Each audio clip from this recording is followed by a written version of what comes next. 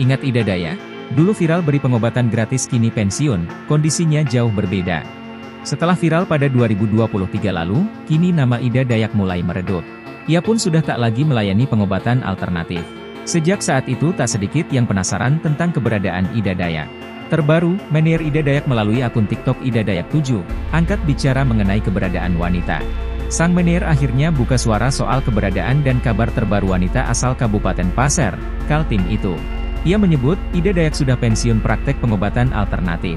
Alasannya, karena ia ingin fokus pada keluarga. Ibu Ida ingin kumpul bersama anak cucunya dan kondisi Ibu Ida sudah mulai melemah karena usia, tambahnya. Kabar ini sengaja disampaikan agar tidak ada lagi informasi palsu alias hoax yang beredar di masyarakat. Apabila ada kabar pengobatan, Ida Dayak, di kota ini, di kota sana, itu adalah hoaks, itu adalah bohong.